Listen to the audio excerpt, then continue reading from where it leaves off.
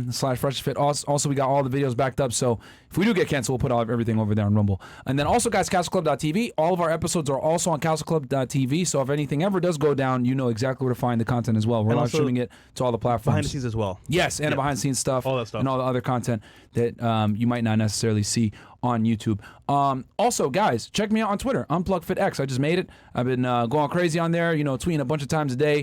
I talk about certain topics that I might not necessarily talk about here on YouTube, so check me out over there, UnplugFitX. That is the new Twitter. And then also, and it's growing at a good rate, man. We're at already 27K, and I haven't, I've had it for only a few days now. So we're trying to hit 100K, man. The goal is to hit 100K before the end of the year, guys. Let's get there because, we got a bunch of losers on Twitter that have a bunch of followers. So let's get our followers up and get that message out there to as many guys as possible. And then also join the CEO Network with Fresh, as you guys know, on Patreon.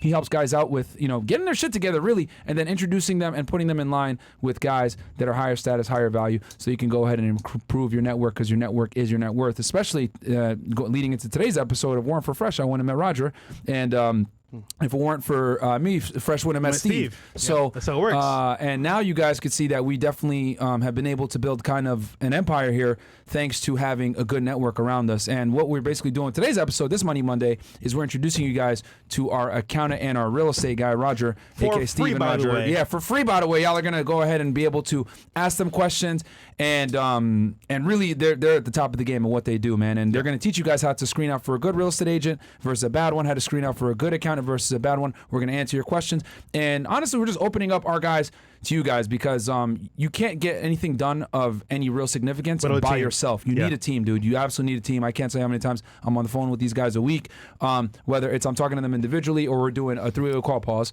where we're discussing things because my real estate ties and works in tandem with my taxes, and we're able to strategize and move in certain ways to make things happen. And you're not able to do this unless you have a team behind you. Not only that, whenever I want to buy a car, a big expense, I call Steve for help. Yep. Whenever I have questions about real estate, I'll call Roger back in the day. So it all helps me move forward in my current task right now. Yeah. So you need a team behind you guys. You absolutely do. And here's the other thing too. I got a real estate lawyer as well that Roger, me and Roger deal with. Roger makes a lot of calls for them. Whenever we need to evict somebody, he has somebody to call. And whenever we got to get something fixed, Roger has someone that we call. We'll go ahead and also Roger could talk to you guys also about being a manager as well, because he's not just a real estate agent. He is a real estate broker owner. There you go.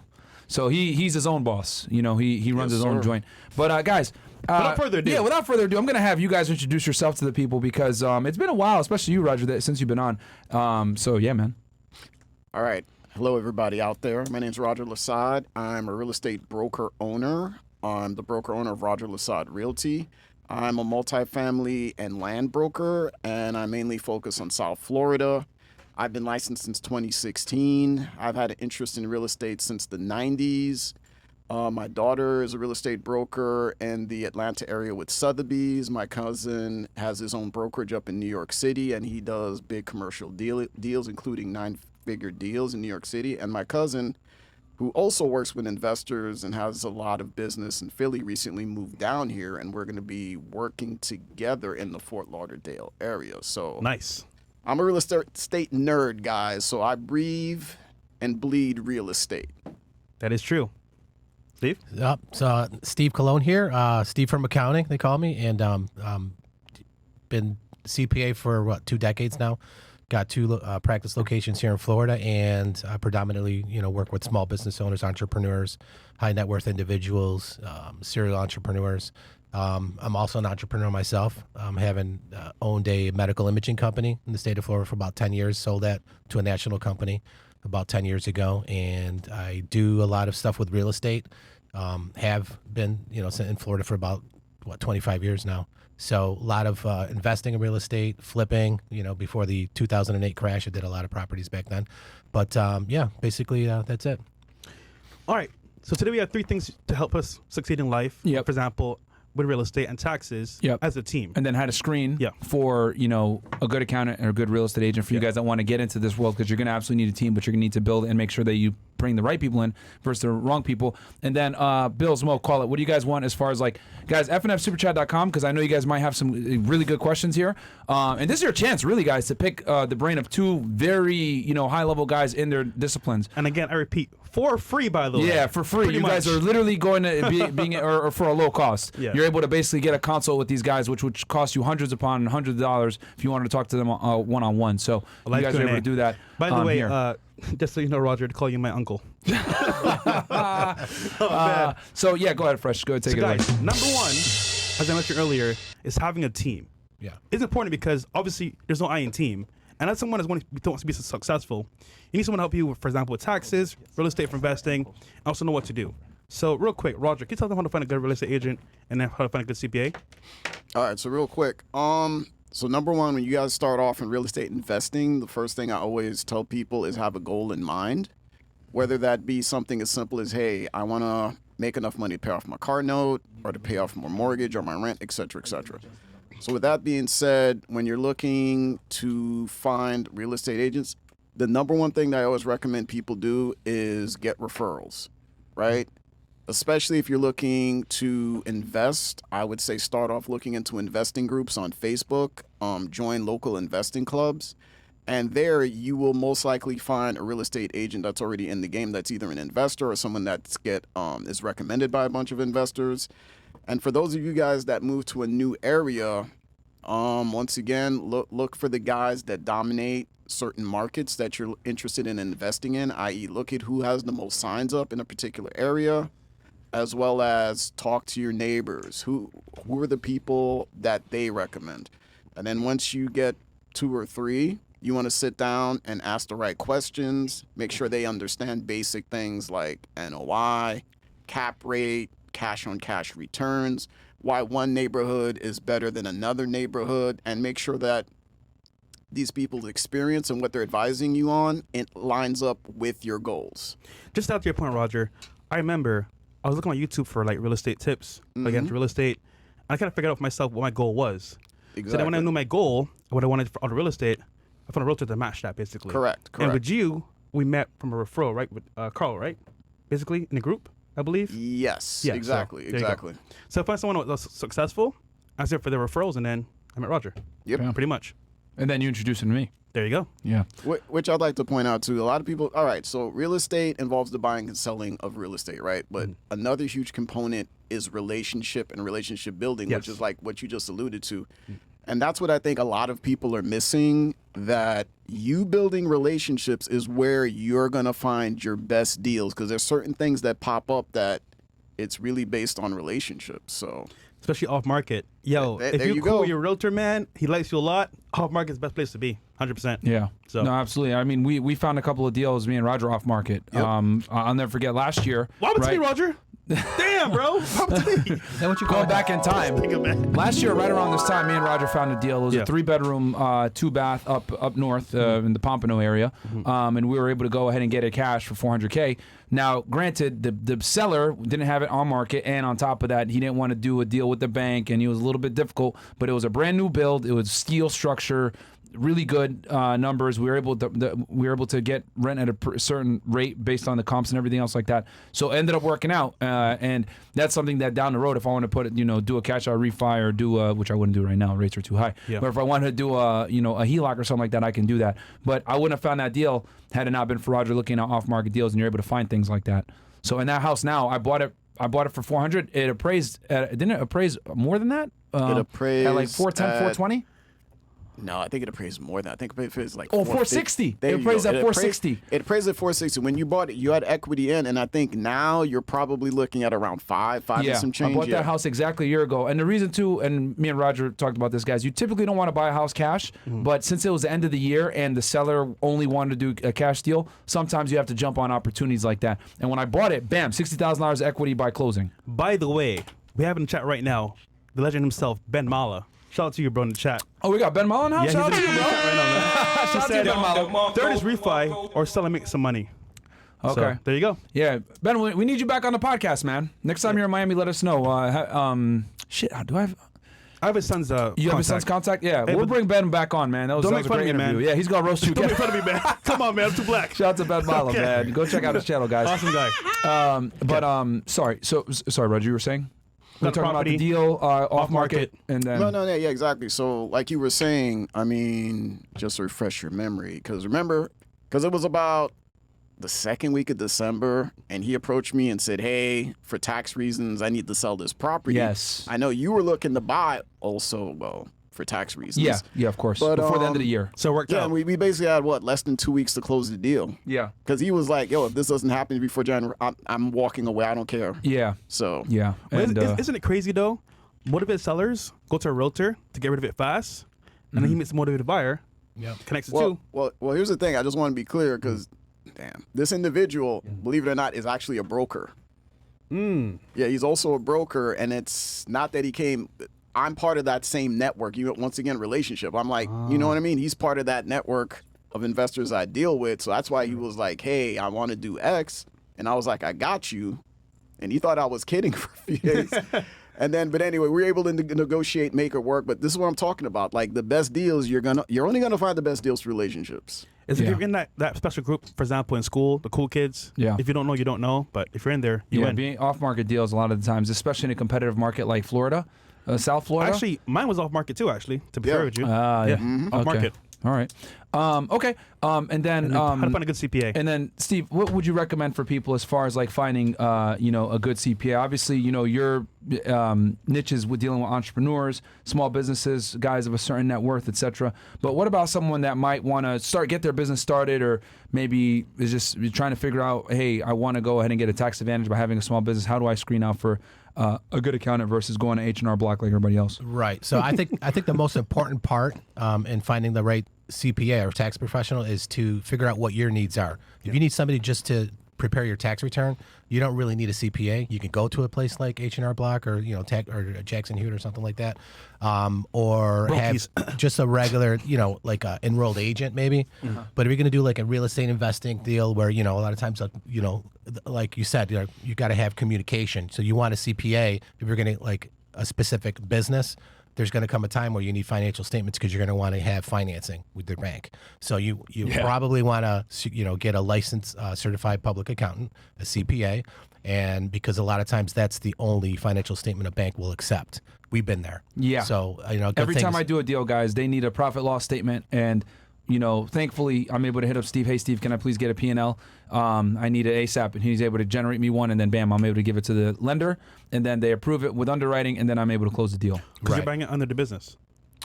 No, I buy it on my personal name, but they still need to see money coming in. Yeah, they see they have to verify that the source of income that he could pay back the loan is coming from somewhere, and it's going to be a business. So they're not just going to take his financial statement for it. They want an independent accountant to look at that. Got it, That'll okay. certify it. So I'm putting my license on the line saying, nope, this is legitimate. We're signing off on it. So you definitely want to check their credentials. Go online, go to the Board of Accountancy or whatever state that you belong to, and everything's all public. Just look up that professional, make sure that they're properly licensed, that there's no disciplinary action. Obviously, the other thing is that you want to be able to feel comfortable with that accountant. So you want to have an open line of communication with them. Just like you said, whenever you want to go buy a car, you can pick up the phone and feel confident that I'm going to respond to you in a timely fashion. Or someone on your team. Right. Or somebody to get back to you and say, hey, what's going on? That they're responsive. I think that's one of the most highest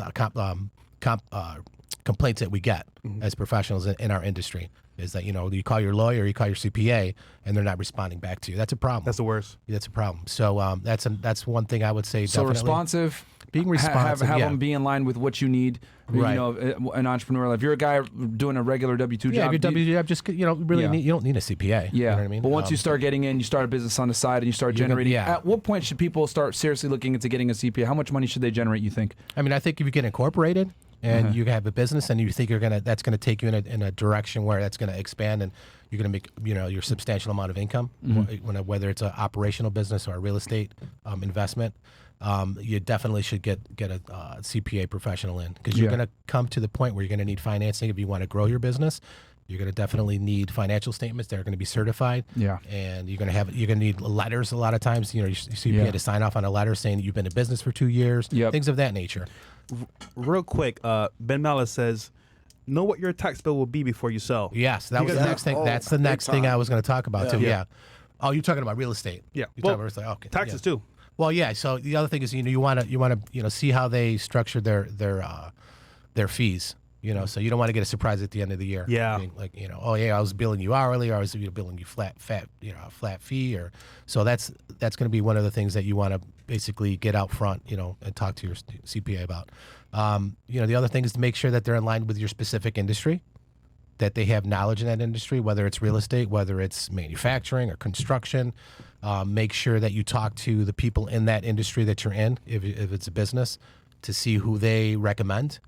Talk to lawyers, talk to real estate agents if you're going to do real estate, because I'm sure he has probably a Rolodex of, CPA professionals in his area where he could just, pick up the phone or just, give one of his clients, their name. And now he has you. So there you go. And now he has me. And we communicate too. So the three of us together as a team, we have to be on the same page. He can't talk to me and make a phone call, get off the phone with me and talk. Sometimes he's like, oh, just call Roger. Or Roger just calls me directly. That's important. It saves time.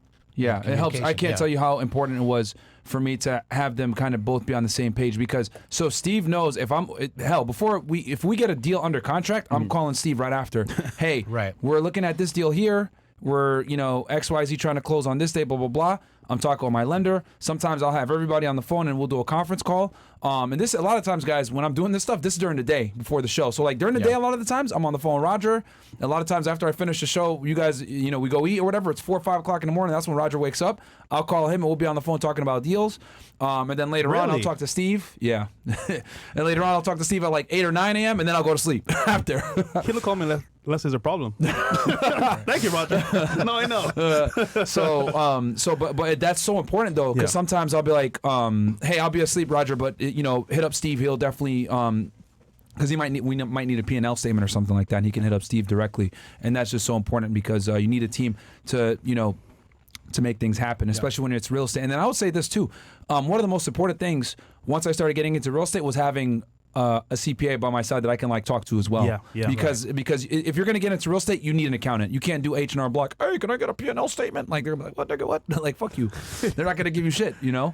So sorry, you were saying? No. So it's that's number one. That's critical. Having a team in your corner. Yep. All right. Yep. Chat's first and then number Yeah, two. we can hit chat and then hit number 2. Cool. Let's see here, because I know people are probably may have some questions. What's the chat and stuff saying, like man? that. Okay. 20 enough from this point forward? Yeah. Okay. After this, we get to 20 now. Okay, so we'll read the ones that came in through, guys, and then we'll go 20 enough from here. And just so y'all know, top right corner, man, we got all the live viewers. We got 3,300 plus y'all on Rumble, and then about 1,700 you guys on YouTube, man. W. So let us know if you guys enjoy that little thing new. right there. Yeah, it's new. Yeah, Bill's been working on it. Good job, Shout out to Bills. Always improving the show, man, making it better for y'all.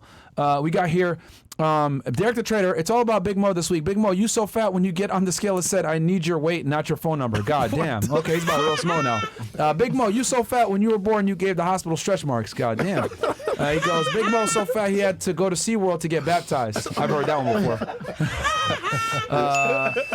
Big Mo so fat when he went to the beach, a whale swam up and saying, we are family even though you're fatter than me. And then Ali goes, Money Monday, let's get it. Palestinian American attorney hoping you'll read my message. Send a DM to Fed Reacts, IG, Martin's Twitter, Fresh, and Chris's IG everywhere I could. They'll have the Ali in the name, inshallah. Mo, did you get this?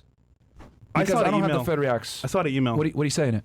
I didn't open it. But I'll open it soon. Yeah, I got can you, bro? Because I get thousands of offers every single day. I'm not going to open every single one. But now you said it. Okay, I'll look at it. Okay. Yeah.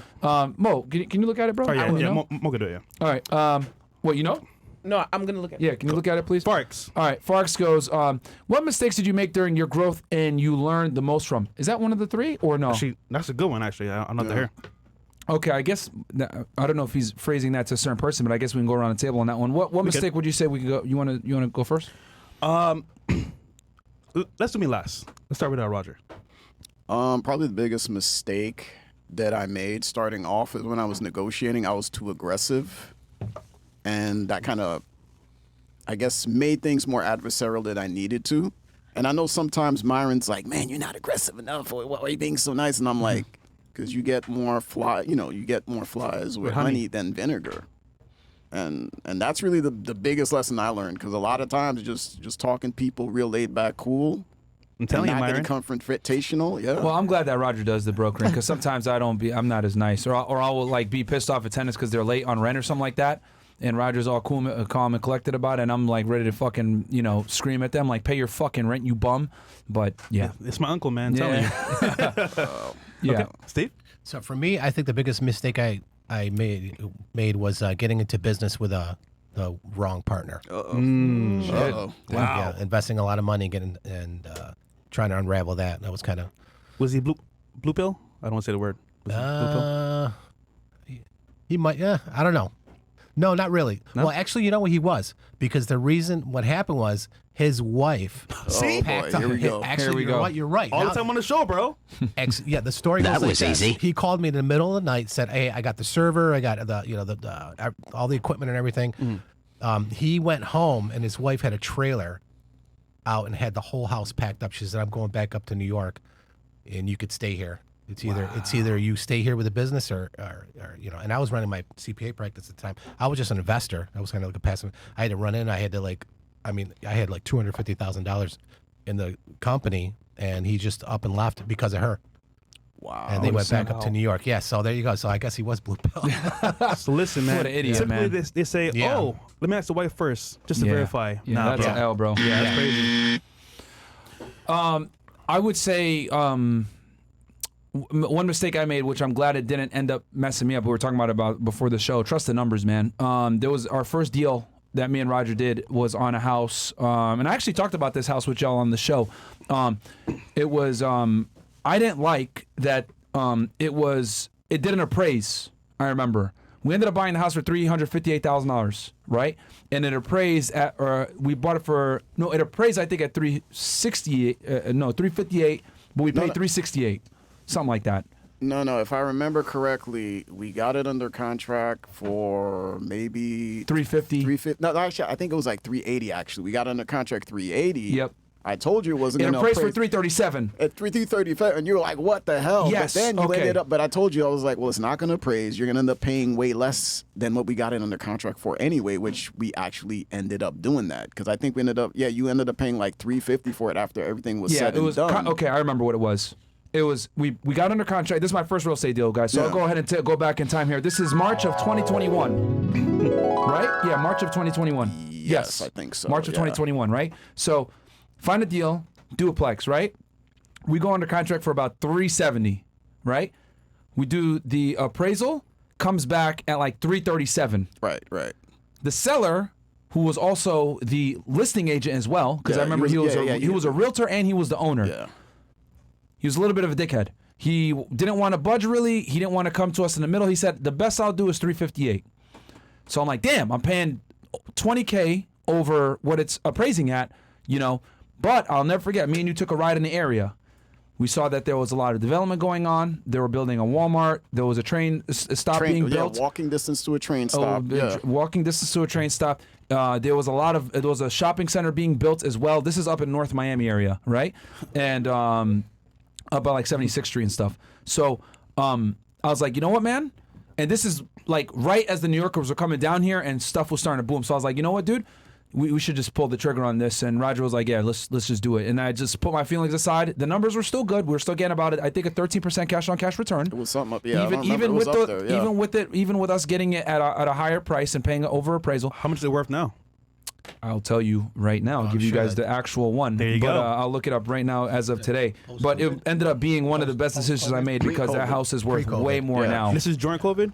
Wait, was this during a pre-COVID, or was it right after? before? It was still people. There was still masks and all this bullshit. It was like early 2021 because we found a deal in early 2021 around there you January. go. We So didn't it close was- until so March. I guess it was during COVID then. It was Okay. still during, it was 100% during COVID. We got the house for like a 3, and the other thing too, we got it at a low ass interest rate. It was like 3%. Yeah. So yeah. Oh yeah, so definitely. yeah, so Yeah. I will tell you guys right now, that house is now worth. Give me 1 second. $579,000. Sheesh. That house is now worth 500. W. According to Roger. Redfin, about five. Hey, 579. cut him a check, man. Cut him a big check, man.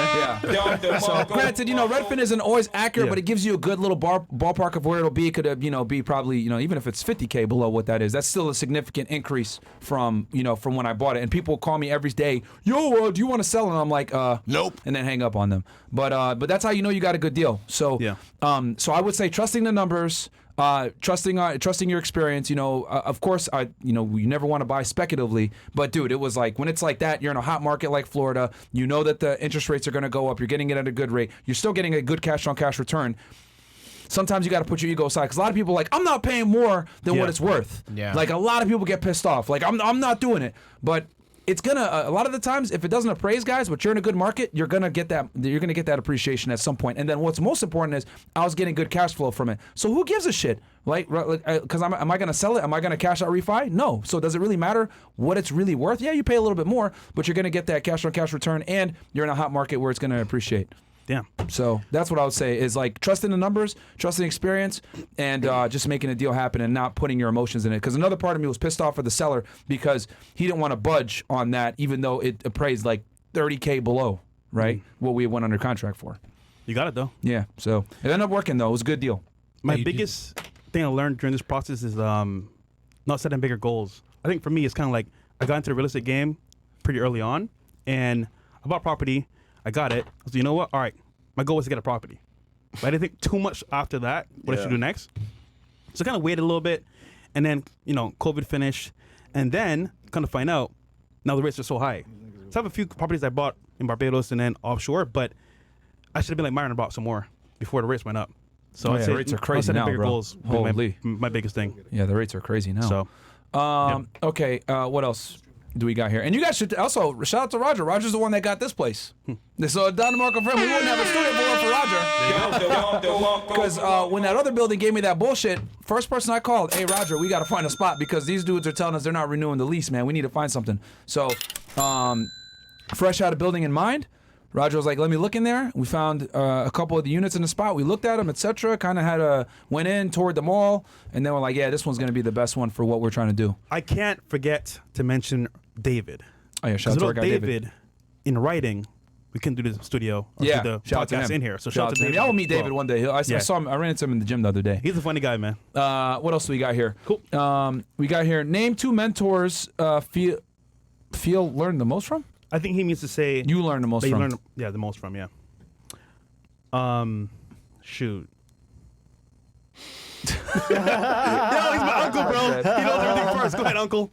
Yeah, I mean, I got two people. Damn, I can't really say their names. They're people I know personally. They've been investing longer than anyone in this room has been born. Like one of them, he's like 86. The other one's like 70 something. Damn. Yeah, I've learned a tremendous amount. But see, this is what I'm talking about: relationship building. I mean, one of them has done over 1,200 personal real estate transactions. Damn. Owns properties in 23 different states, multiple properties in 20 different states. And he's the one that built the house that Myron bought off market, the last one. So yeah, I've learned a lot from him. And then another person was like the CEO of a company I used to work with, and he sold the company for like 120 mil. So I've learned a lot studying him and just things that went on at that company. So You'd be surprised. People in your own backyard that are not famous or too big in social media could have the keys to your success. Honestly, Facts. man. no, absolutely, Yeah. absolutely. Yeah,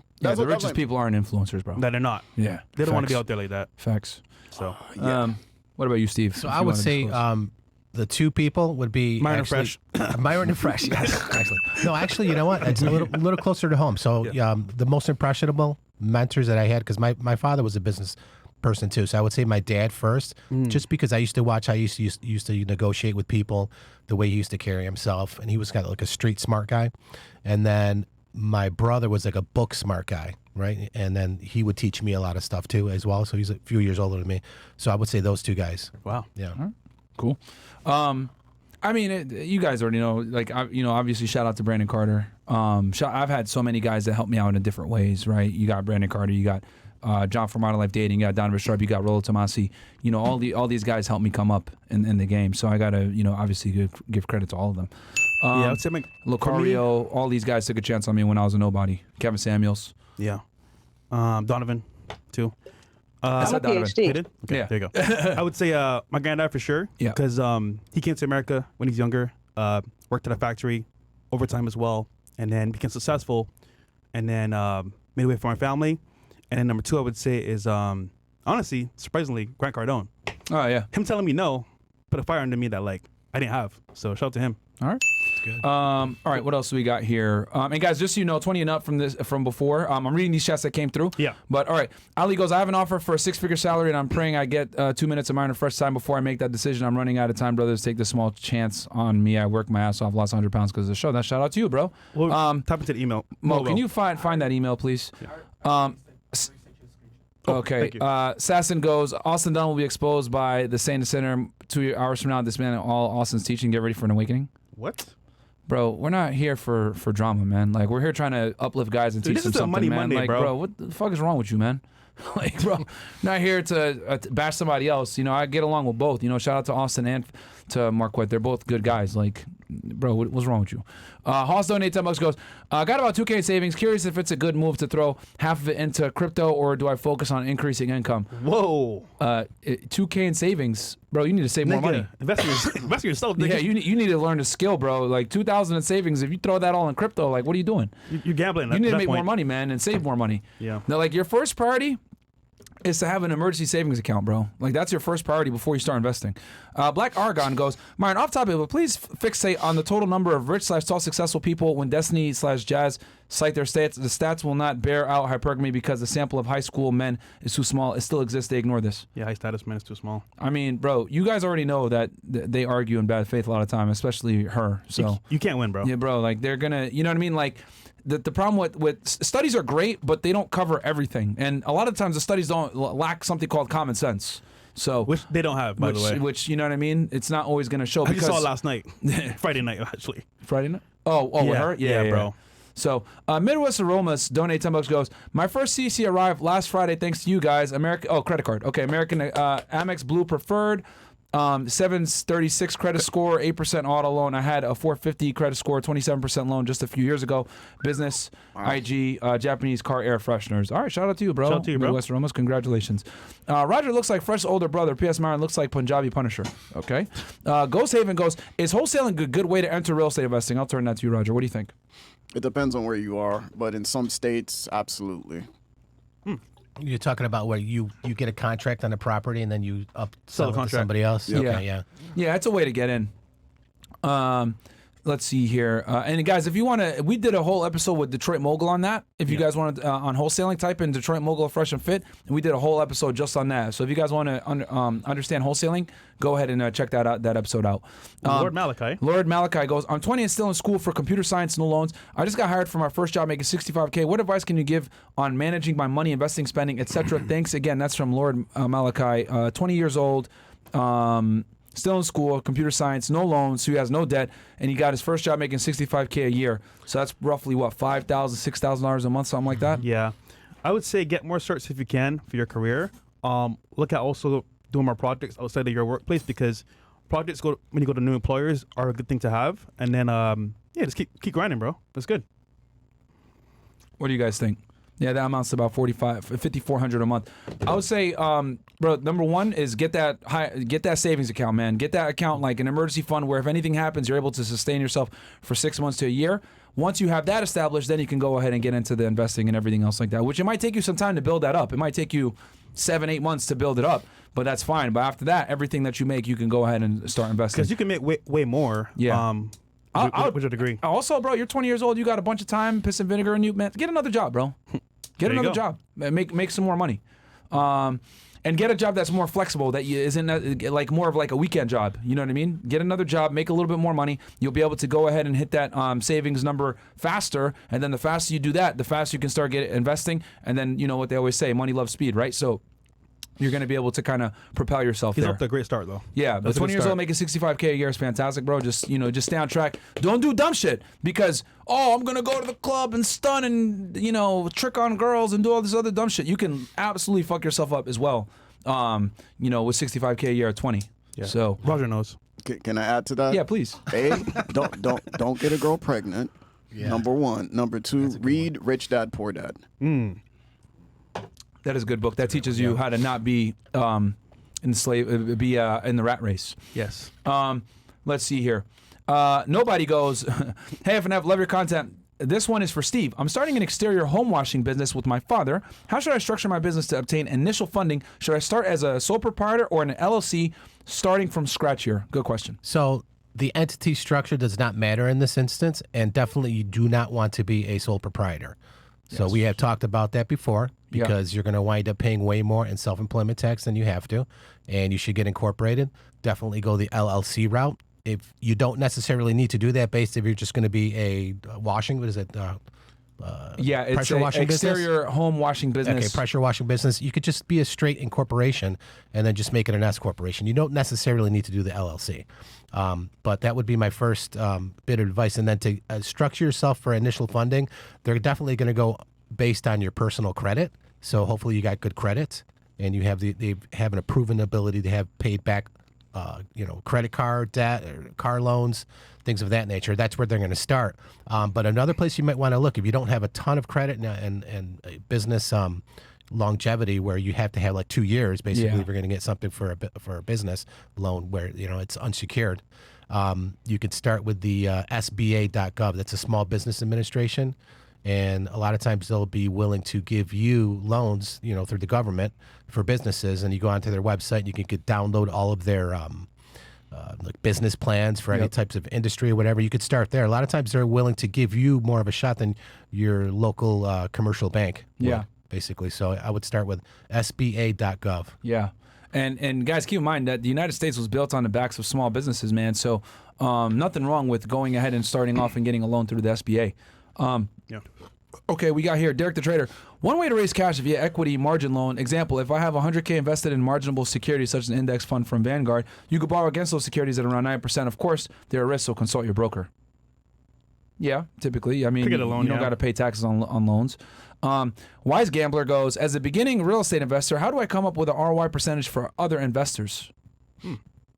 As a beginning, what do you mean other investors? Yeah, that part kind of threw me, but I mean, I would say the best thing is to look up the definition, do the calculations, because basically ROI, for you to get ROI, you got to know what the net operating income is, and then you divide that by the sales price. But then, so basically what you're looking to do is take the profit minus the expenses. That's your net operating income. And then you divide that by the sales price, and that gives you your rate of return or rate of interest, and you take it from there. But I know this is short. I mean, I don't want to get too into it, but return on investment. Yeah. Yeah. So basically, you're going to have like take your rev, which is going to be your rental income, right? I'm assuming. That question's a little confusing. For other investors, bro. Yeah. I mean, it sounds like he's trying to maybe crowdfund a project, or I don't know, look for other investors. But yeah, that's the simple thing. As a beginning real estate, how do I come up with ROI percentage for other investors? Well, honestly, dude, here's the other thing too. Do your first deal by yourself. Like, don't take other people's money to do your first deal, and then because you're gonna have a lot of pressure on you to give them the money back and all this other crap. Like, no, man. And then there's legalities you got to deal with. You might end up like DJ Envy. Yeah, Caesar. man. You don't do it, bro. Like, bro, don't do it, dog. Yo, do your first real estate deal by yourself to learn everything. You know what I mean? Like, from beginning to end. Hell, even manage it yourself as well, so that you can figure out dealing with tenants, all this other shit. And it'll really put things in perspective for you, so you understand. Okay, what do I need to do? All right, now I need to get a manager. So take it from beginning to end on your own, bro, on your first deal. Like, I wouldn't fuck around with other people's money, man. Yeah, bro. And you're asking, bro, once you start raising money and trying to take other people's money to invest in deals, and you're not necessarily a savvy investor yourself, you're gonna run into issues, bro. Yeah. Like, don't do that, man. Jay all day goes, about to pay off my rent-to-own home in May, and I'm inheriting a home in January. What is the smartest move to make next? Also, I have 1 year running my own construction business, and it's been a successful year. Any advice? Well, I don't really know what your houses are worth. I wish you gave us a little bit more information. Yep. Guys, you gotta add numbers. Yeah, y'all gotta add you got some more context here, because this is kind of very vague. Yeah, like pull that back up again. So you're gonna own a house. He's gonna rent, and then he's inheriting a home in January. Yeah, which I'm assuming it's probably going to be paid off. So he's going to have 2 paid off houses, and then he has a construction business. It depends, dude. What is your goal? Are you trying to buy more real estate? Because if you're trying to buy more real estate, then you could put a HELOC on one of those 2 houses that you own or both of them, or maybe you could do a cash out refinance even though rates suck right now. It depends on what your goal is. So again, we need numbers, man. If you want specific, you can't ask us for specific advice. Give us specific details on what your situation is and what you want. Yeah. All right. All right. Can you guys go over pros and cons for commercial and residential real estate? Everyone on YouTube is biased towards commercial real estate. That's a good This one. is a good one. Raj, you want to take it away? Yeah, all right. So, commercial real estate and residential real estate is kind of a generic term. Like, for instance, a lot of people would look at a 100-unit apartment complex and say, well, the use is residential, but it's still considered commercial. So I'm not 100% sure what you mean by that, but I'll just assume you're talking about 1 to 4 units and then 5+ units. Oh, he wants the pros and cons for each. Yeah, the pros and cons, well, it's simple. You have greater tax benefits, and the financing is completely different when you're using commercial real estate, and there's a lot of advantages to that. One of the biggest advantages is that you can actually get loans in commercial real estate that are called non-recourse, which means they don't hit your credit, and if the property goes bust, your company is the one that takes the hit, not your personal credit or your personal name. So that's one. Like I said, the financing is different. Case in point, I'm just going to say this just so everyone knows, once you go above 10 units, when the financing looks at the property, all they care about is the income coming off the property. They don't care if you personally have enough money to cover it. If you make any income, they're basically treating that more like a business, and it's completely separate from your own personal income and finances. So that and the tax benefits finance, that's the main difference. Even though you have to depreciate at a higher, because at commercial, 37.5 or something like that versus 27 and 39. 39 years. Yeah. Over 27. 27 and a half and a for half. residential, yeah. Yeah. But you're talking commercial. When you talk about commercial, like maybe he's talking about like office space or retail space, like malls and stuff like that. No, Are you- yeah, definitely. It But- could be Are either. you finding that soft over So residential? here's the deal. All right. So when we talk about office space, B, C, and D class are soft. A class, not a problem. And that's pretty much. Can you explain to the people soft and A, B, and C class because they might not know what that Okay, means? so soft is basically talking about people having problems renting or selling commercial office space. So now when you go to A, B, C, and D, A is basically the best commercial office space. Typically, those are the ones that walk in. They have the great lobby. There's people reception. You've got security. You go up to the office. It's in like fully- Manhattan Yeah, yeah. or Well, not Brickell just Manhattan, or- but the buildings are the top Just buildings, just basically. nicer, fancier. Yeah, Where those a law office would be, maybe. yeah. These are the offices that investment firms go to, big lawyers go to, Yeah. big accounting firms. And then the B class is just below that. And then the C class tends to be the no frills where it's okay, but you don't have a lot of amenities like concierge or like my people office. greeting you. C-class. And then, of course, D class is you're basically a strip mall in the hood. So, Yeah. This is the hood. I'm not that bad, but yeah, so the A class property, they haven't been having issues because obviously the companies that have the big budgets, that's what they go to. Whereas BC, those places have been struggling. Retail, once again, I mean, It's dying. it is, but like there are just certain brands that are still doing very well. There were certain companies that did very well during COVID, and basically, if you know what you're doing, you did well during COVID. The ones that were mediocre, yeah, they got cleaned out. So Steve, isn't there like advantages to driving commercial real estate for taxes? Or no, for companies? not really. I mean, both you're going to be able to depreciate. You can do cost segregation studies, which are huge for both properties, just as well. Sometimes it's even better for commercial because there's more money involved with those deals. Typically, you're going to buy a commercial property for higher prices typically than your average real estate residential deal. So, yeah, they're about the same, The other thing too that you had mentioned that I think I really want to draw people's attention to a commercial, and this is why I've said like if you're going to do commercial, man, try to do residential commercial, because you got tenants and stuff like that. So you're basically, as you guys know, anything above 5 units now you're entering commercial real estate versus 4 units and below is still residential.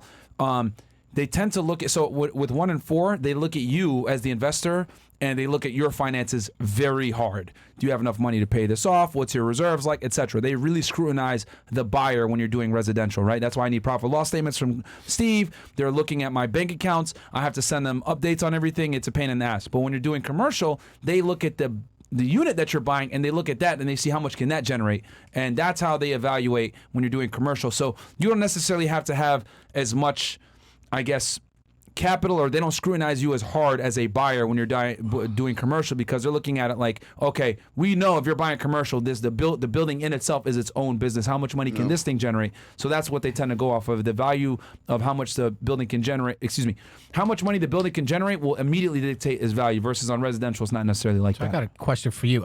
So are you finding, because you bought these properties at a really good time, right? And you're talking about, okay, maybe I overpaid a little bit on some of the properties, but you're always thinking long term. Yeah.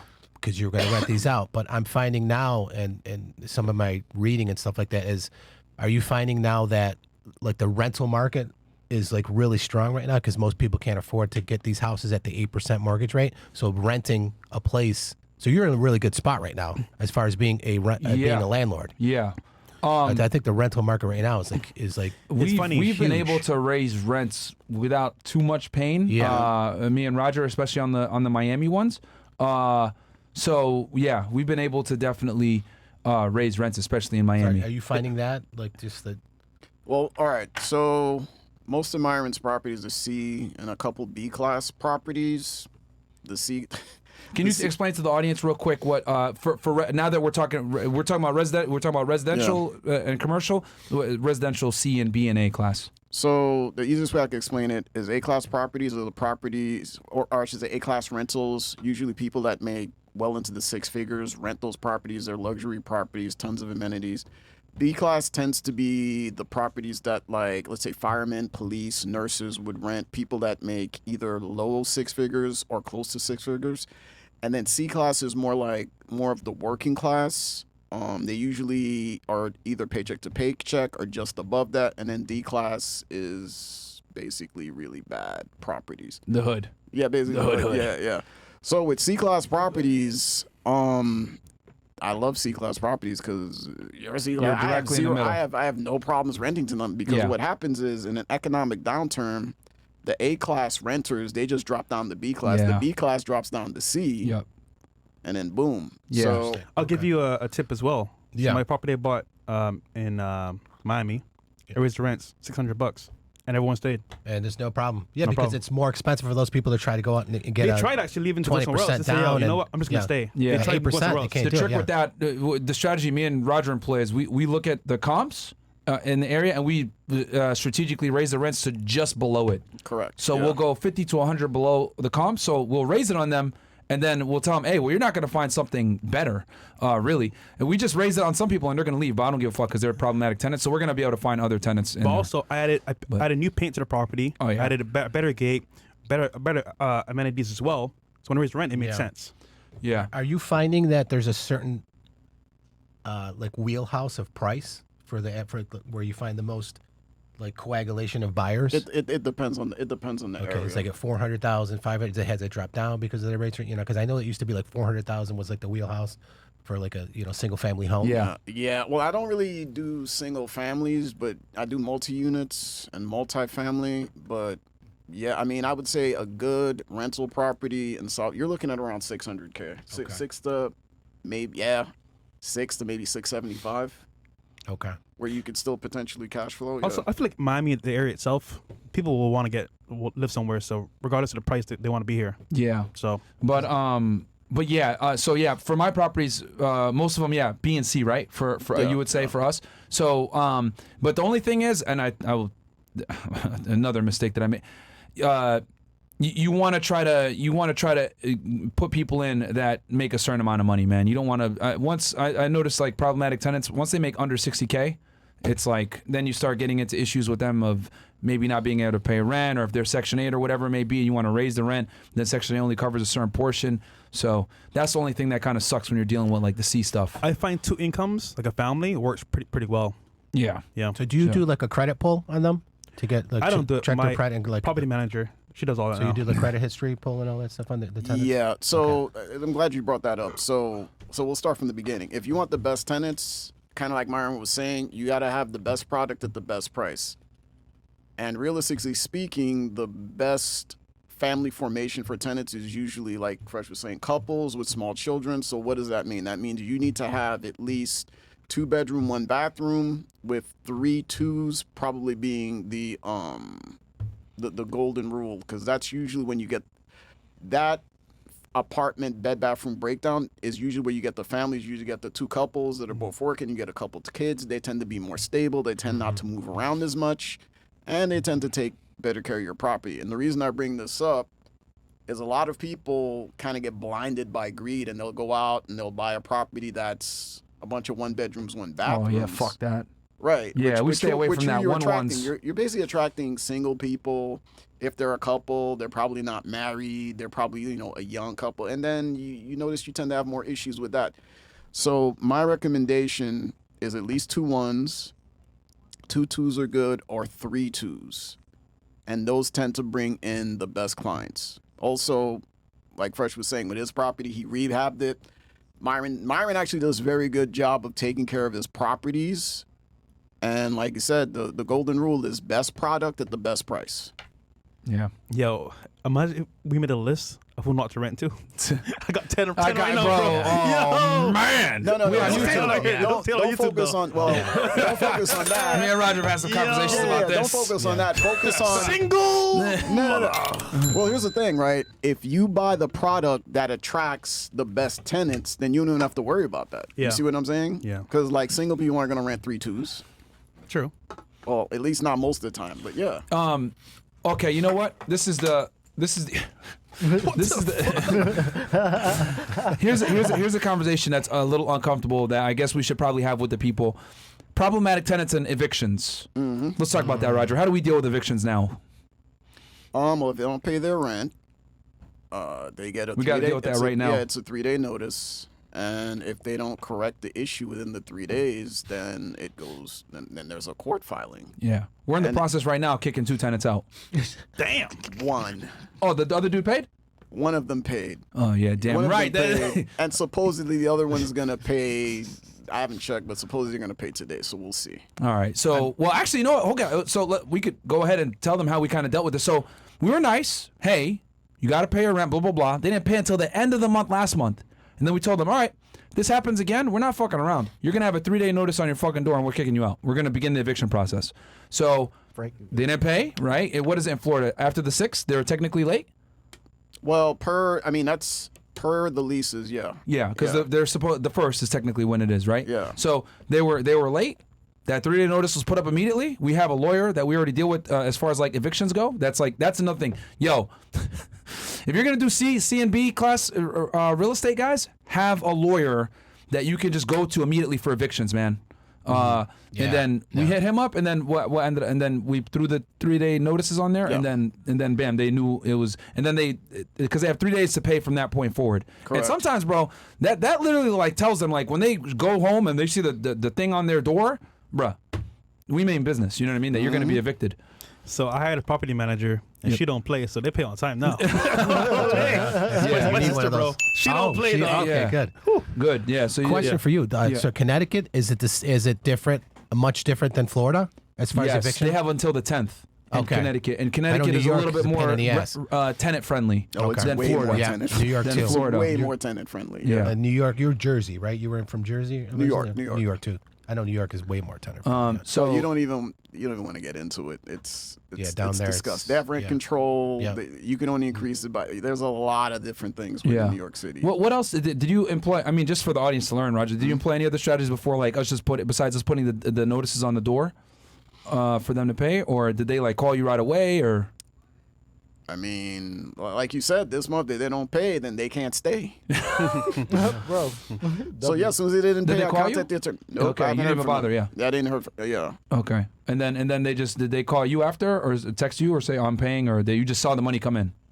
Yeah. Because I obviously got to keep track of that, right? Yeah. Because then if they pay, then the attorney can't really move forward from there. So. Okay, gotcha. All right. Yeah, but those aren't nice though. Evictions are not nice. Yeah, they're. I don't know, Fresh. We did one in 21 days of this year, actually. Oh yeah, we got one check out quick because we basically have a lawyer that's like all he does is evictions. Damn. That's another thing. If you guys are gonna have a lawyer I went to the courthouse. that deals myself. strictly with No, evictions. Fresh, don't do that. Bro, but you know what's funny? Before even came time for the marshal to come, he left. So I got that- lucky. Yeah, that's good, but you got to be careful because if you mess up at any process, dude, like everything starts over, and especially Yeah. if you got one of these professional freeloaders that basically knows the law, They know the law, damn yeah. near as well as an attorney. Yeah, they can mess you up. Yeah, don't try to cheap out on it. Just get Yeah. somebody that knows what they're Yeah. doing. I suggest, and me and Roger learned this hard way because we have a lawyer that we deal with that handles our some of our other stuff, right? Doing deals, looking at contracts, whatever. But he charged a little bit too much for evictions. So we went ahead and got another lawyer that deals specifically he just gets niggas out, man. That's his Right. profession. That's what he does. It's his niche. We got him and he's getting them out. We had one lady out in 21 days, bro. Well, see, now I have a referral to where to go. Yeah. There you go. I'll put you in touch with that guy, bro. Yeah. Bro, this shit is ridiculous, man. Damn. And knowing me, like, I thank God I have Roger because Roger just deals with them when they don't want to fucking pay and shit. Because I be getting tight when they don't pay rent. I'm like in my head, like, what the fuck? You have one job. See, I'm nice. This is I'd your be- home. I'd be like, you know what? I understand. Take your time. Nah, my fuck sister's that like, yo, pay now, nigga. Yeah. She don't play. What do we got here? David Hustles. I'm David 19 years Hustles old, goes, and I soon want to buy my first property, and I live in it, and through an FHA loan as well. I live in LA, but I heard the market here is terrible. I was thinking of moving to Las Vegas instead. Yep. What do you guys think of the market up in Nevada? Do it. Yeah, do it, bro. Go to Nevada's fantastic. Do it, bro. Do it. Okay, and we were just in Vegas actually recently. It's Every nice, time bro. I go to Vegas, dude, there's new buildings going up. They I'm got not the gonna Raiders lie. over I'm there. considering getting property in Vegas, bro. Yo, Not gonna lie. it's No state every income time. tax either. No Yeah. state income tax. No state filing. Every time I go to Nevada, I'm just or Vegas, but yeah, every time we're there, I'm like, wow, this thing is growing every single time because y'all know we're There's a Cor reason Rolo and why Sartain. Mayweather has a bunch of businesses in Vegas. Yeah. Smart man. So yeah, and it's a good place to incorporate out of as well. Yeah. You know, Nevada and Delaware are some of the most popular places to incorporate out of because I think Nevada, if I'm not mistaken, also has that Delaware situation where they can hide, like you don't have to. Yeah. Registered agent deal, Registered yeah. agent doesn't Yeah. have to be on there. And if you like hoes, man, go to Vegas. And okay, what else do we got here? I can. Oh, Shout out to our Castle Club guys right here. Yes. Zay Works. Can you guys? Oh, okay. Keno goes. Keno. Recently switched from W-2 to 1099 and trying to figure out how to pay myself while saving in a company savings account in order to acquire more buildings. Any advice? Well, hopefully you're incorporated as an S corporation if you're going to be a 1099, and you have to take a portion of your income and you have to categorize that as a W-2H to yourself. So just to pay a little bit of the FICA taxes on there or self-employment tax. But if you're going to take out money over and above that, it's just basically a distribution if you're an S corporation. Okay. And guys, by the way, we got 3,600 y'all here on Rumble and then about 2,400 of you guys on YouTube. Do me a favor. I see that we only got like 1,000 likes or something like that on YouTube. So I need you guys to get us up to 2,000 likes, man. Just smash that like button because we're giving you guys Guys. a lot of sauce, answering your guys' questions. This is life-changing Please. advice that we're giving y'all here. don't forget, they both charge not too much money, but a bunch of money, basically, right? You're getting it here for a very low price, and they're giving you their time as well. Please like the video, man. Yeah, at man. least. So Okay, we got here. If my parents are paying $14K in taxes, is there a way I can create a mentor/coaching LLC and charge them for a finance course or something? This way they can write it off as education. ooh. That's creative. That's a bad idea. Yeah. Okay. Yeah. Yeah, I wouldn't do that. You want to do? Okay, well, why not, Steve? Why is that a bad idea? Well, because you're self-dealing and you're creating something where it's not really a legitimate, I mean, they're paying, what, 14,000 in taxes. Is there any way I can create a mentoring coaching program and charge them for a finance course? I mean, I suppose you can. But he's But- asking for an audit. If they I mean, is it Look at you're just doing it just because it's like, because there's this thing called substance over form.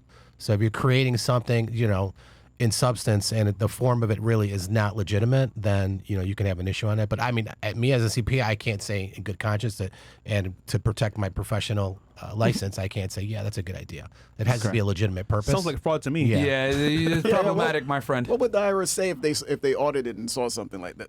I mean, that the chances out there are probably slim to none anyway. But I mean, as a professional, I can't, Yeah. as my ethics in the state of Florida, I can't really. Yeah, it's not say a good that's idea, my friend. It could be problematic for you. Let's see here. I'm a server and have to pay a lot in taxes. Will buying a duplex or a triplex help me on taxes? Absolutely. Yeah, I mean, it's a definitely will. property. Yeah, Absolutely, depreciation. dude. Can't they request to get their money in cash as a server? Because they make tips, right? Yeah. So I mean, they're probably getting a lot of cash tips, but most people nowadays don't even carry cash anymore. They're just doing it with a debit and credit card. You're right, actually. So I mean, that's gone down significantly. Okay. Okay. Question for Roger. What kind of polish do you use?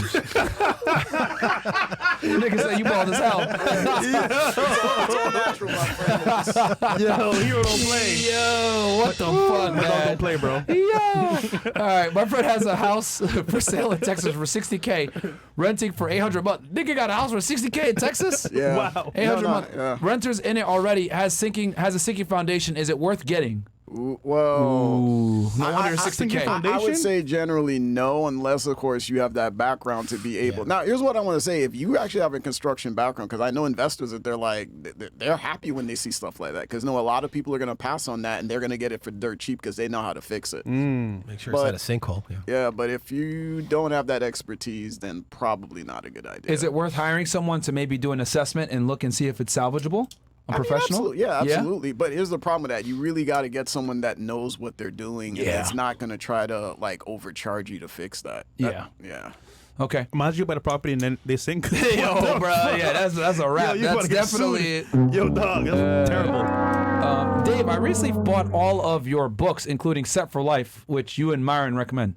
Who's Dave, bro? Who's Dave, bro? Dave. Yeah. The author's not named Dave, by the way.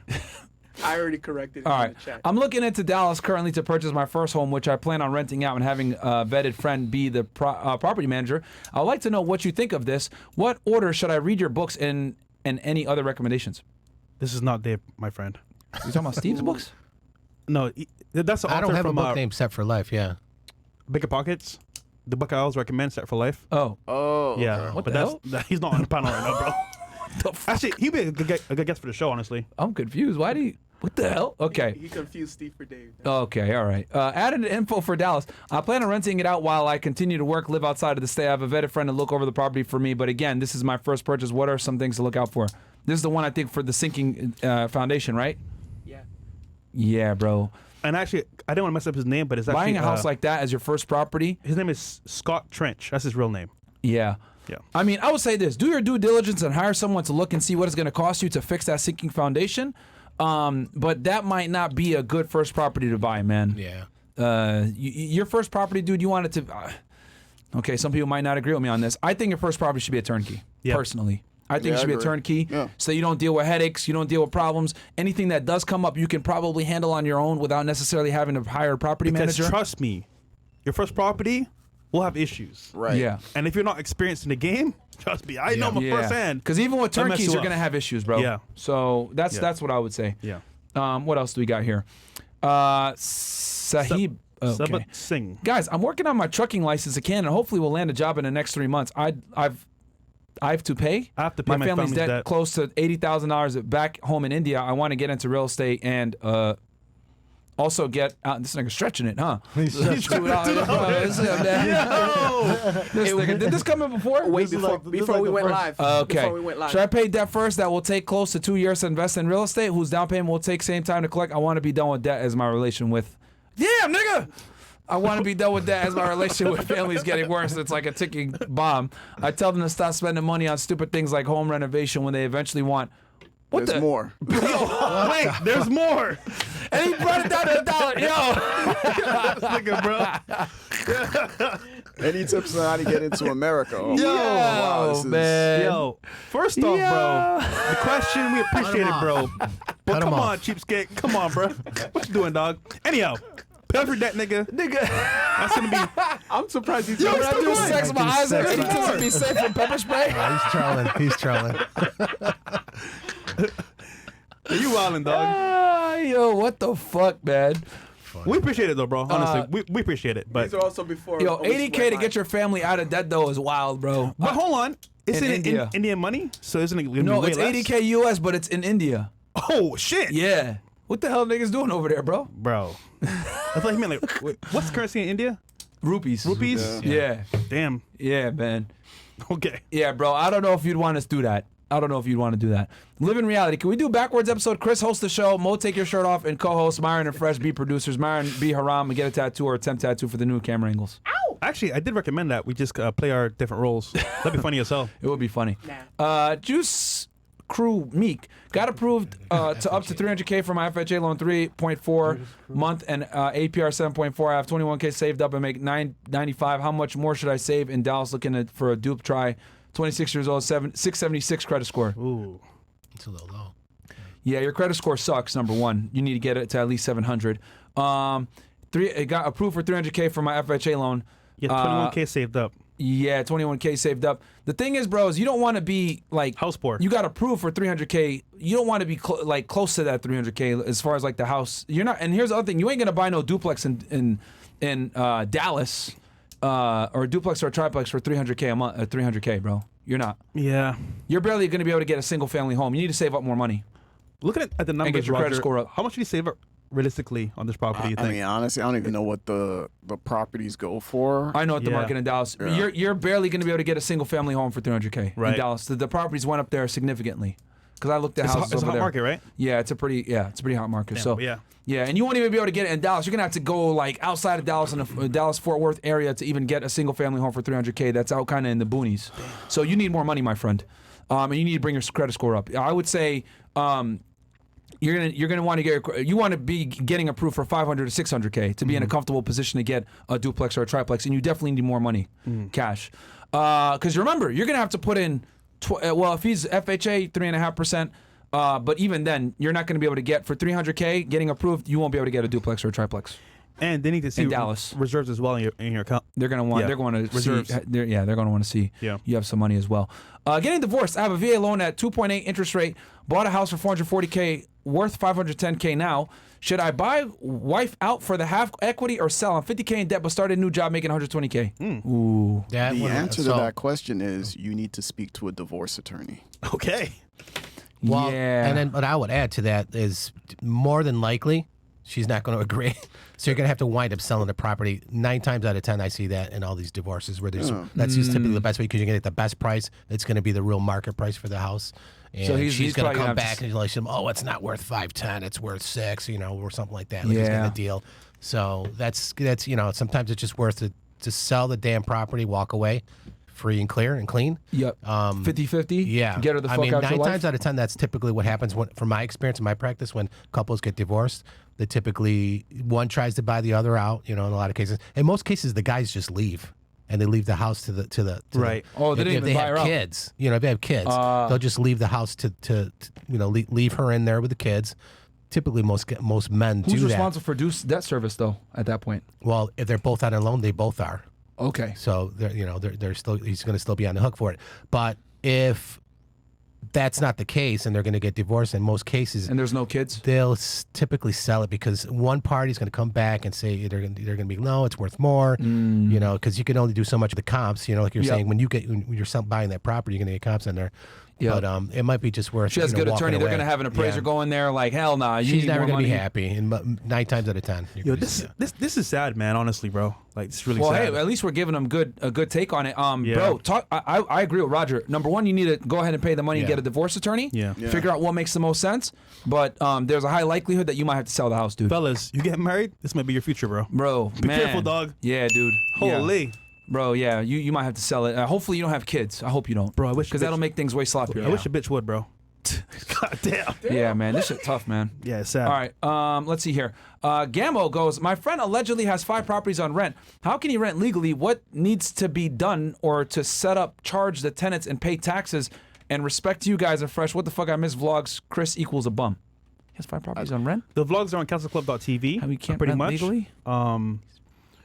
I And don't if- understand. So Yeah, I don't even know what he's asking So me. he's saying that he's got 5 properties. He's probably not even reporting anything. Who knows what? But Illegal I mean, tenants? first thing, you want to be a limited liability for each one of those properties. Yep. If they're separated, you want to have a separate bank account for each of those properties, which we had gone. We did a show on that before. So that's going to be one of the things that you definitely want to do, and track your rent, track all your expenses through those individual bank accounts. So that would be one of the things I would recommend. And then you just report it on your Schedule E of your 1040 every year. Give your information. Hopefully everything's in one bank account, and you give Oh. everything to the. Okay, he phrased the question poorly, but I see what he means. He's asking basically what we got going on right now. Having a system in place to collect rent, pay taxes, everything else like well, that. That's Okay, a okay. great. That's what he That's said. a great Yeah. question. Okay.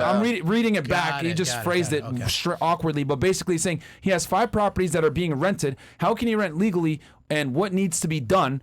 or set up to charge the tenants and pay taxes in respect to you guys. So how does he set up a system So to properly definitely, collect rent definitely and pay what I did, taxes, but et cetera? definitely what Yeah, you the were first thing I talking would about, say is number one, you need to make sure you have legal leases. All your tenants have signed the lease that's enforceable, right? So number two, after that, you can look into online payment systems.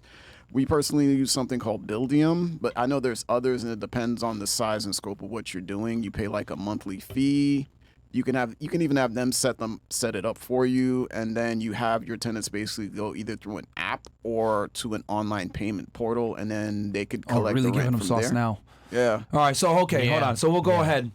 This is how Great we have it timing. set up, Great right? timing. You guys are about to get a lot of fucking value right now. What are the likes at? I'm not even going to go into this unless we get the likes up to a certain amount. We got 2,300 people watching on YouTube, 3,700 on Rumble. We need 2,300 likes if I'm going to go ahead and give you guys a system on how I actually do this. I'm going to expose this to y'all for goddamn free, but I need you guys to like the goddamn video. We need 2,300 likes, and then I'll go ahead and go through how to 1.2K. properly run a real estate system. 1.2K. Yeah, no, we ain't going into it. Then. Yeah, bro. Nah. Yeah, bro, what the See- fuck, man? Again, you guys want value, man? Give you value. You want the sauce, though?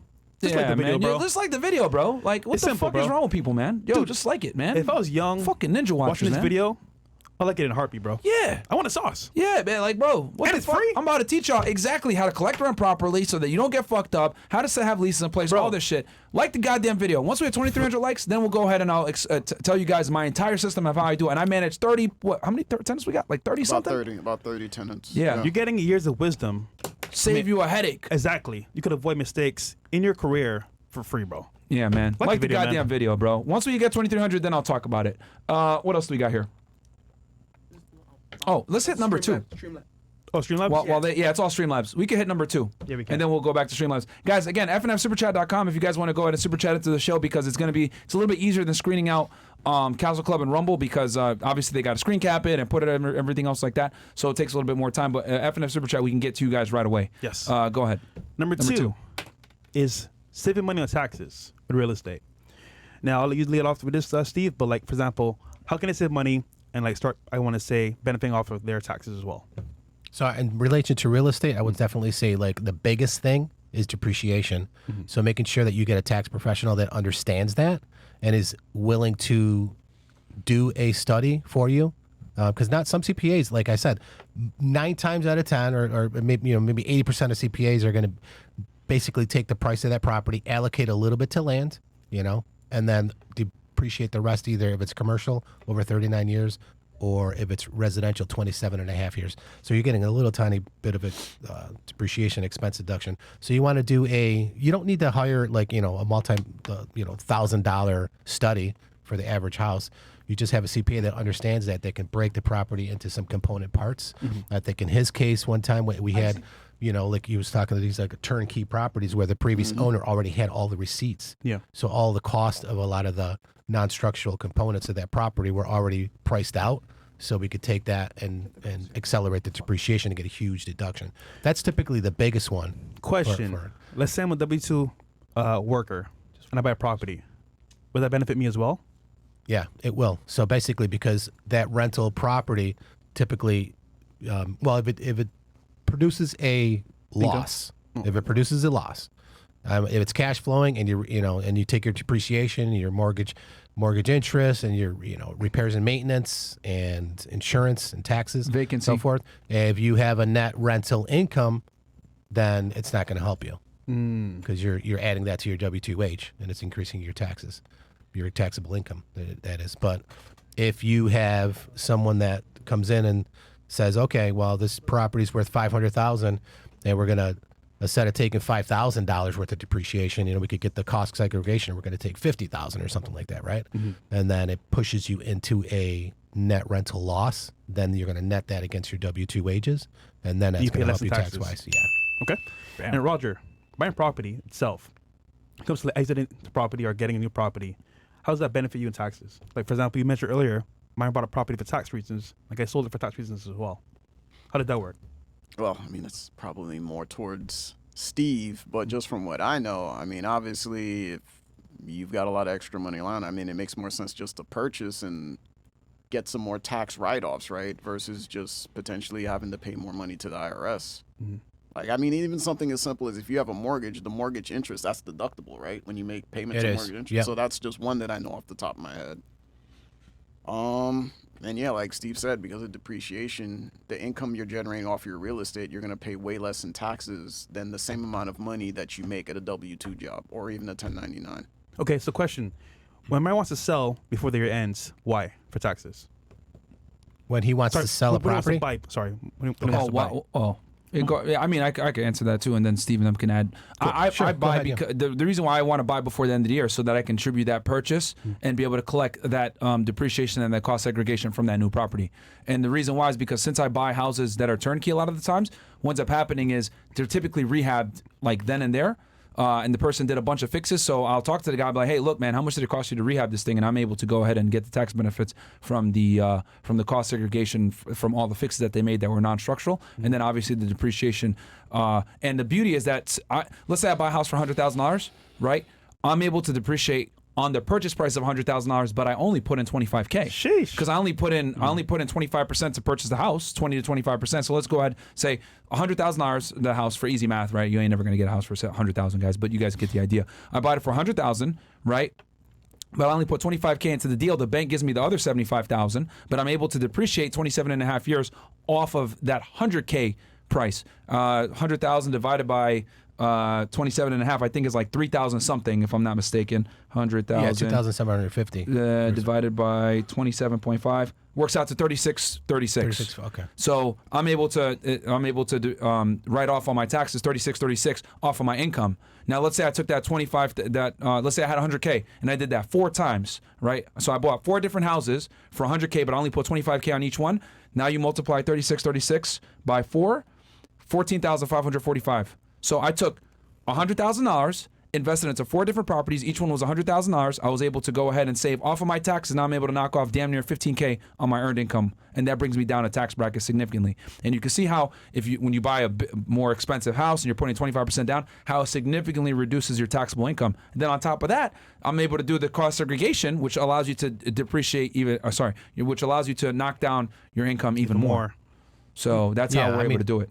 Yeah, just to piggyback off of what you're talking about is because now we're at we're in November now, and we have a look back period where you're saying, okay, how much money did you make? Yeah. How much money did you make, Myron? Okay, you're probably going to expect to pay this much in taxes. Yep. So I get a lot of my clients right now calling me and they say, okay, they want to make major capital purchases for the very fact of getting this huge depreciation deductions. So a lot of times they got to swap out trucks. They'll do a trade-in. So I had a client like 2 days ago. He's got 2 huge trucks that are over 6,000 pounds. Yeah. And they're not even the G wagons. They're I think they're heavy GMC heavy duty trucks. Okay. So he's buying 2 of those, swapping out his other 2. We looked at him. I'm like, okay, you're going to make this much this year, and he's asking me, should I buy this? And he gave me all the numbers on the deal. We ran the numbers, and I'm like, okay, it's going to be a net benefit to you because you're going to save 14 grand on your taxes. Yeah. So go ahead and pull the trigger on it. Smart. Yeah. Yeah. So that's why, because each property I buy, guys, I'm able to depreciate on 27 and a half years off of the purchase price. But keep in mind, I'm only putting 20 to 25% down. That's why real estate is such a glitch. Huge when it comes to taxes. So as you can see, multiple reasons why you should buy real estate to save money on taxes. And again, guys, we're not getting paid to tell you how to buy real estate. We don't got no real estate course we're trying to sell you. Yeah. We don't have, we're not trying to gather money and tell you guys invest with us, blah, blah, blah. We're literally just telling you, yo, go fucking buy real estate so you guys can enjoy some of these goddamn tax benefits that you're going to be able to get. And it's a business on the side that you can do. Like, you can have your W-2 job. Obviously, you're going to need to save money for a period of time, but getting your first house is always the hardest. Once you get your first house, it becomes significantly easier after that. So, well said. Anything else, guys, that I might have missed? That's it for me. All right. Let's see here. We got, who's up next? And guys, just like I said before, 20 and up to answer questions. What is the best way to estimate monthly rent I could charge for a prospective property, especially for small towns with not many comps, looking to get my first property in Coachella Valley of California? Yikes. California, bro? Okay. Yeah, I mean, there's no way around that. You have to do comps. I mean, you gotta be able to pull the data from somewhere. So, I mean, Bigger Pockets actually has a rental comp calculator that I think they give you a certain amount of you could run it for a certain amount of times for free, but then if you pay, they allow you to run it as many times as you want. However, I would say even that rental calculator in Bigger Pockets, you need to vet that because it's not always 100% accurate. Yeah. And so, and this is also where a good real estate agent comes in too, Roger, right? Where they're running proper comps because he's trying to figure out how to run comps to get prospective comps so that he can see what he would charge for rent. Yeah, I mean, to tell you how to run comps, it's a little complicated and probably too much to get into in the scope of this particular podcast. But yeah, you either learn how to do it yourself or get a professional to do it. But yeah, you got to run comps. And even if there's nothing in the immediate area, then you either go back further. Usually you want to do like 6 months, but if you can't find anything, then you go back a year. I would Or say you extend out even more. I would say make sure it cash flows. Start there. Yeah. Well, Make sure- what he's saying make sure is cash he flow. doesn't know what the rents are. He doesn't Well, know no, what I the understand. In yeah. the absence of that, I mean, you still got to say, okay, you have to have a minimum of cash flow. Yeah. You got to hit. Thing your, is, you could know. check like Zillow or like Redfin, but still those numbers are not really Yeah. always It accurate. gives you a starting point. Yeah. But hell, I mean, dude, what you could do is you can look in the area at like units available, like apartments available in that area, see what they're charging, yeah. and then you can get a baseline from that. Like pretend you're a prospective tenant that wants to move to that area and look at what the rents are like in the area. You can even call a realtor in the area and say, hey, I'm looking to buy or rent. What are the prices right now? Yeah, so that's something that you can do as well. But just keep in mind, dude, that I'll tell you right now, just off where you're trying to buy that Coachella area, that's going to be expensive. It might be tough for you to like run the numbers and get like a profit with a good cash on cash return. So I would look somewhere maybe different, unless like Vegas, your heart bro? said it. Yeah. I don't know, man. California's like a mess to me. Yeah, bro. We've said on this show many times, if it doesn't cash flow, just say no.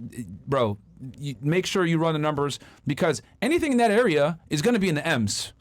You know what I mean? It's going to be in the M's. Even a single family home is going to be damn near $1 million in the LA area. So, are you really going to be able to charge rent at a high enough rate for you to actually cash flow? I mean, you'd probably barely be able to break even. So, yeah. Kayvon Maga goes, advice of getting into 2024. We need all podcasts to put a Republican in office 2014. I guess I think it means 2024. Yeah. Mainstream media and establishment are corrupt. Shout out PBD, Tim Pool, Benny Johnson. Would like to see your platform as well in 2024. Well, my friend, the fight is going on strong, and it's not going to be easy. Yeah, hopefully Trump wins. Network Bro goes $100. Shout out to you, man. I found Roger through FNF 3 years ago. We are 2 transactions deep, working on a third. Once again, it's all about relationships. Shout out to you, bro. Good job, man. Okay. CA Engineer goes, thanks for having Steve on again. He is great. Can you guys do a show on purchasing, exiting businesses? Also, when buying an existing business, existing businesses. Yeah. Also, on buying an existing business, how does depreciation apply to the purchase price? Are there tax breaks for loan interest for a laundromat? Good question. I mean, one of the things I know is when you're going to buy a business, there's always going to be agreed upon list of assets that the attorneys are going to agree to, and it's going to be inside the contract. And a lot of times when you give that to the tax professional, they have to go off of that schedule, basically. But you can assign the values. Typically, the seller of that doesn't have a bone in it. So I know when I sold a business, I'm like, listen, just value those assets however is best for you. Okay. So, I'll typically, I have to sign off on it as the seller of it. But typically, most sellers will be, amicable to beefing up, I guess, to say the value of a lot of the assets that you can take advantage of depreciation for. Okay. So, yeah. We got here. Who's up next? Chris should be You got this, Chris? unemployed. Come on, man. Chris is here to stay, bro. Is that markup burden on the right? I thought the Saint Center. No, bro. Let's move on. Is that it for Streamlabs? Rumble Rants now? Okay, Heavy Metal Hotep says, this is free game and wisdom, guys. Likes are free. Like the damn video. Facts, man. You have next, Kano187 says, follow up to the follow-up. Make close to 200K per year and need about 60K for overhead. The rest would be saved for taxes and saving for more buildings. I think that was a previous question he asked before. Yeah, but that's the house with the sinking. I think this is the one that's sinking. Yeah, bro, you got to keep in mind, like, what's it going to cost you to fix that? And then is there going to be an upkeep on keeping it from sinking? So might be risky. Customizing with Jay. What's up, Mo? Jay, what up? If you haven't put Steve and Roger on Sinaloa, give them a sample now. And for everyone else, get Sinaloa. Let's start a rumor that Myron goes to sleep to Sinaloa every night. Agreed. Keep up the hard work, gents. That's his song. What's Sinaloa? It's a song, basically. A Mo song. Yeah. Oh, okay. That's Jay the car guy. He's in my group. I got you. You're being funny, bro. Okay. Okay. Only two genders goes. Okay. When you purchase property, are you immediately allowed to change rates or kick people out? I want to purchase my first property with FHA, but wouldn't that prevent me from being able to buy a turnkey because I have to live in it to purchase it with an FHA? Yeah, don't you have to live in it at least a year? Yeah, you gotta do. live in at least a year. Yeah. But I get the question he's asking. So if you buy a property with tenants in it, the first thing you need to do is get estoppel letters. You need to verify how much rent is being collected, how much they have in deposit from both the landlord and the tenant, so you don't buy a property and then find out that the landlord lied to you about how much rent needs to be collected.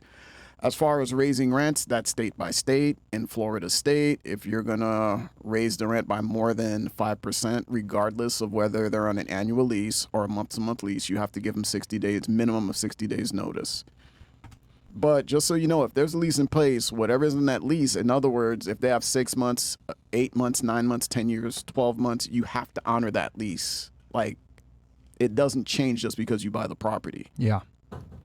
And then also, he's saying, would FHA prevent me from being able to buy a turnkey because I'd have to live in it? No, a turnkey property is a property that's pretty much ready to go when you buy it and doesn't need much fixes. And then as far as, he asked another, damn it, there was another thing. Oh, can you explain to the people what an estoppel letter is? This is really important. Yeah. Yeah. I mean, it's just basically a legal. All right, so it's illegal when someone signs a estoppel letter. Basically, a notary's there. So if they lie on the estoppel letter, they basically committed perjury, which is a felony, which most people aren't going to do. So it's a really good way of getting people to be honest about how much rent's being collected, how much in security deposits. So there isn't any, because you don't be a landlord, purchase a property, and after the fact find out that you were lied to. Yeah, that's really important, guys. I'll tell you guys, this is a mistake. We didn't do. I had a realtor in Connecticut that wasn't as experienced as Roger. We bought a house, right? And they were not paying as much rent as we were told. And we ended up raising the rent on them and everything else like that anyway after the fact. But that could have been definitely problematic. Damn. Had I thankfully, when I did my cash on cash returns with the numbers, with the rents that they gave us, it was high enough to the point where even though it was less after the fact, I was still getting a profit, but it wasn't as much as I thought. So but they lied. That realtor fucking lied about the number. But the thing is that they don't necessarily always have to be honest all the time. Yeah. And the other realtor that we were dealing with, and then the realtor that I was with, he does it part time, so he wasn't experienced enough to understand what an estoppel letter is or even issue that. So he went off what the other realtor gave him off his word, and then we actually purchased it. Whatever. Oh no, I'm actually paying this much rent. So that's something you guys want to keep in mind as well, where estoppel letters are super important. And then also, here's another thing too. Might sound biased for y'all. Don't fucking hire a part-time real estate agent. Hire someone that's full-time that actually knows what the fuck they're doing, because a lot of these part-time real estate agents fucking suck. Don't hire some bimbo because she's hot and does a part-time. No, man. Hire someone that does the shit full-time and knows what the fuck they're talking about, bro. Because you'll be put in a position like this guy where he did a part-time and he didn't have the experience to detect what the rent really was, didn't even think about an estoppel letter, and I ended up buying a house where I wasn't getting as much rent as I thought. Thankfully, we were able to raise the rents and we were able to fix the situation, but had I not, bro, would have been bad. Side note, the hot realtor that you want to buy from won't smash you. Facts. So and she's probably gonna be Stupid. so. Yeah, man. Work with a male realtor, bro. I'm gonna be It honest makes a with y'all. difference. And, echoing what you're talking about, when I first started, I had a real estate agent that I worked with, and they felt confident enough that, because I had maybe done 3 or 4 deals with them. So you talked about getting that off market, we call it pocket listing, I guess, or something, where they have the connections. But they had been in the real estate profession for 30 years. So they knew everybody. They had a ton of connections. So that's who you want to work with. Somebody that, like you talked about, since 2016? You've been doing it. So, he's got networks of people in other states where you can call, and he's even calling my office and making sure that I'm putting my antennas out there to see if there's any deals that come up. So we could talk. Relationships. Relationship building and networking. Absolutely. That's Makes good. a difference. Bam. What else do we got here? Sakin goes, made $240K this year from W-2 jobs, got $35K liquid, trying to lower tax burden and find a CPA to help figure out taxes and start an Amazon FBA business. How does using earned income to start an LLC affect personal taxes? Reached out to Steve's guy's name, Lan. Well, that earned income is already taxed. It's already after tax dollars, so it's not going to really affect it. But it's going to be your investment in that business, and whatever you be able to write off whatever expenses and capital expenses that you're going to depreciate on there. So it's not going to basically those are going to go in as startup costs. So we're not going to take those over a certain amount of period. You're going to depreciate them. You don't deduct them all in the first year with startup costs. So you have to differentiate what are startup costs and what are not. So make sure you track everything. All right. That's good to know. Anybody else? Yep. Rumble Rants. Rumble Rants. Oh, Rumble Rants. Okay. Devontae, do you guys know anything about investing in gold? Yeah, you can invest in gold, man, but just understand that it's more of a long-term hold, and know that like if you got gold, it's gonna take you a while to actually liquidate it. You know what I mean? Because you're gonna have to get someone to appraise and all this bullshit. So I think we've learned that you want to diversify your investments. know the weaknesses and Have some strengths of gold, each asset class that you silver. invest in. But yeah, nothing wrong with having gold. I got silver. I'll probably buy some gold in the future. But Yeah. But but the other thing too with gold is keep in mind, guys, like it doesn't make you money. Like whenever you buy precious metals, like it's not making you money. If anything, at best, it's a storage of value, but it fluctuates all the time. Yeah. So keep that in mind as well. What else? When you purchase property, are you immediately allowed? And is there any tax benefit to buying gold? No, I mean, right? it's just an investment. This is like buying crypto or anything You can't else. even. Yeah, you can't really write nothing. It's just an investment. Yeah. Okay. Kano. It was the tea house that was sinking. LOL. It was about the savings account under LLC. It was The one in Dallas. On Dallas. With us, he said he's clarifying that it was the sinking foundation. Oh yeah. Then Yes. yeah, dude, Yeah. you need to get somebody out there that's a professional and see if it makes sense for you to purchase the house. Because let's say $60,000 house, but it's going to cost you $100,000 to keep it from sinking. Might not be worth it. You know what I mean? Hell no. So that's definitely a case by case situation. And then also, you know what I would do? I'd hire 2 different independent people to assess it to see what it's going to cost you. Price difference. What else do we got here? Kano goes, follow up from earlier. If the money just sits in the company account, do I have to pay taxes on that? No, after tax dollars, it doesn't matter. I mean, I just went through this with a client of mine. I don't know why how their previous CPA had him as a C corp, but double taxation. They had like a couple $100,000 and they wanted to pull it out, and they were like surprised that they had to pay tax on that as a dividend. But you're an S corp. It's just that money just sits there. So if you pull that money out, it's just a draw or a distribution. For all you guys that are LLCs and not an S corp, watch our episode that we did with Steve where we went into detail about why you need to set yourself up as an S corp. If you started as LLC, they got 2 years to switch about on 24 over? months you can get away with electing to be a subchapter S. Okay. Yeah. Unless So, you're something y'all getting wanna into do. real I have estate. a book on that too. Actually, it's if you go to the link in my bio, seeing beyond the numbers. Just click on there. It's like I think it's $26 because I get this question all the time, and I'm so tired of going over it all the time. So it explains in there what to do, how to convert your LLC to an S corp.